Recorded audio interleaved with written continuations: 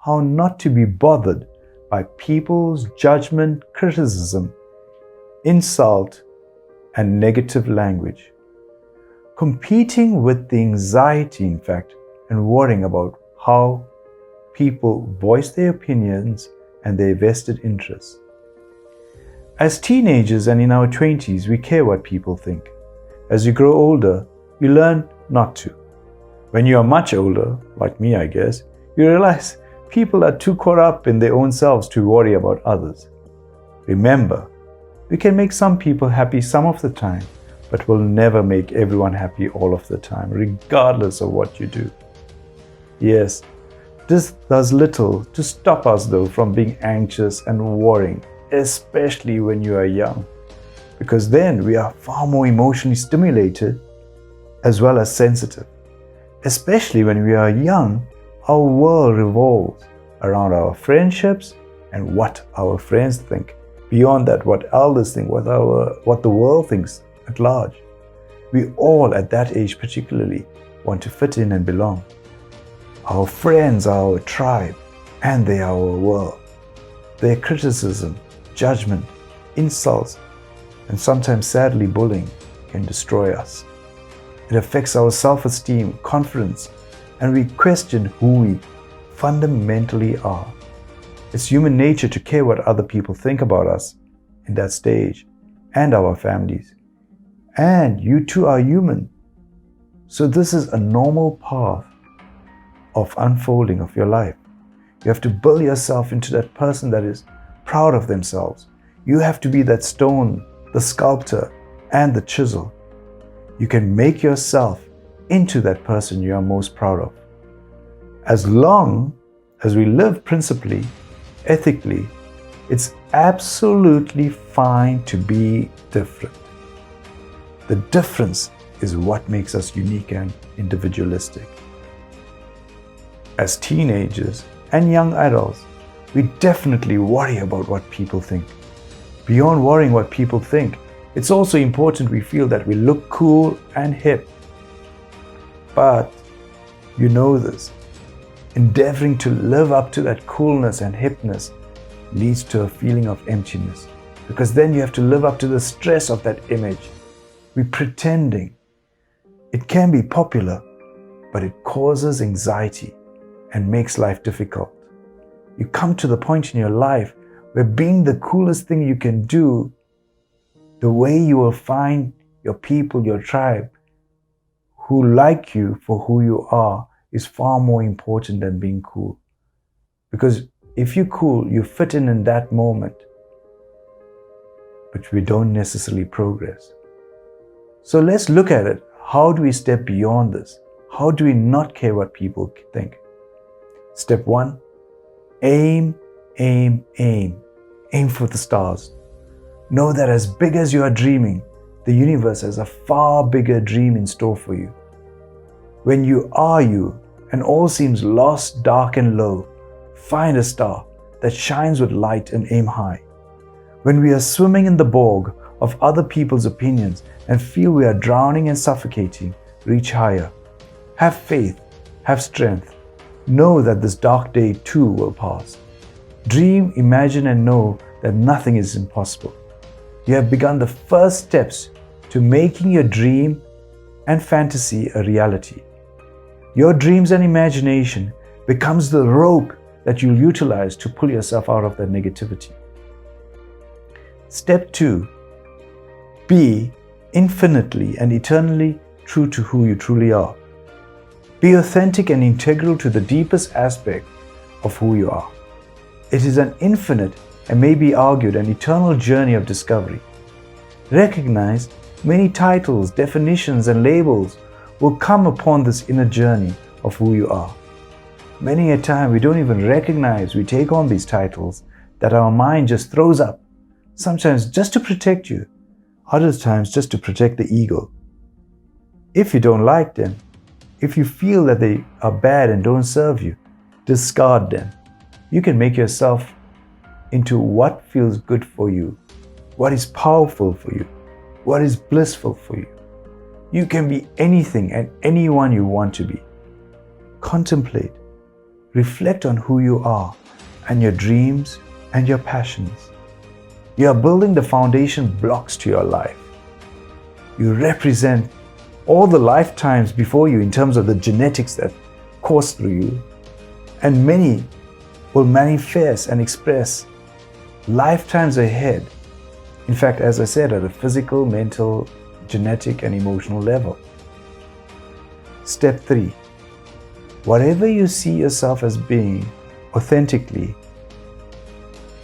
it's very important that it is in alignment with a greater cause, a greater purpose, or some might say with the universe. What does it mean? It means the universe, the truth, life, call it what you will, has a greater plan in store for you. That plan is beyond language and is incomprehensible to our feeble minds. So it's fundamental we are humble to that greater purpose. Therein, you are then living a life true to your purpose. You are now living a life of meaning. It may seem contrary to who you are. Logically and rationally, it may not seem to define you. But then, you are living in flow. If I say it, it seems like in cahoots with a greater cause. You are a conduit, a vehicle to something greater. You are then living your most powerful dream that your mind is even incapable of dreaming of. You are then not living an evolutionary life, but a revolutionary life. And as a Generation Z, the saying that has been around for generations is that every generation needs a revolution. We can speak of outside revolutions, but this is a revolution on the inside. You and I are meant to participate in that universal greatest dream. So be that powerful expression and manifestation of that which is bigger. Since if we did not fit in and belong in the first place, we definitely fit in and belong to that which is more powerful, more bigger, infinite, and eternal. That takes us to step 4. When praised, admired, or honored, keep your feet on the ground. In fact, one might say, look at the ground. When criticized, judged, or honored, in fact, insulted, aim for the stars. What you have to do is remain equipoise, regardless of how person, people, or the world perceives you. Do not let others make you. Rather, you make the world and yourself. Let all criticism flow over you and praise under you. Let it go. You are then building resilience and power to deal with this world. It's also important to recognize that not all of what is said is bad. We need to learn the art of sifting, as the saying goes, the wheat from the chaff. To filter the negative and extract the positive, it needs to resonate with the deepest aspect of who you are. Remember, all people in your life are there for a reason, be they good or bad. You need to recognize the lesson they are here to teach you. Step 5, probably the most important: compassion, kindness, loving care. In order to shift from criticism, judgment, and insult, we must engage this world we live in with the warmth of positive feelings. We need to counter any judgment with positive feelings. Be absolutely aware, yes, of the world you live in, for all its good and all its bad, be it right or wrong. Yet engage from a place of absolute compassion, love, kindness, and care. Finally, step 6, recognize the universe as the all-doer. You and all that you experience is part of a greater plan. facilitating achievement of your goal. What good or bad that happens is for the achievement of your greatest goal. All criticism, judgment, and insult is to push you back on the path, because many of us, be it when you're young and old, sway, divert from what we're supposed to be achieving. And once you do that, you have achieved a level of selflessness, that which the universe wants to actually achieve. We then are in flow, in cahoots with the most powerful purpose, meaning, and truth that there is. If you train yourself from this young age, you recognize that the only opinion that matters is that of the truth, expressed with love.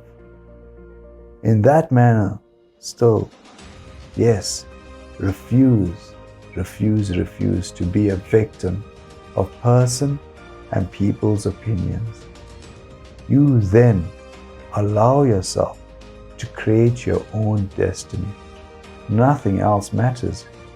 Your family, friends, school, society will all, by default, be proud of you, as the universe has set the highest standard to which you are living to. Thanks. See you next time. Bye.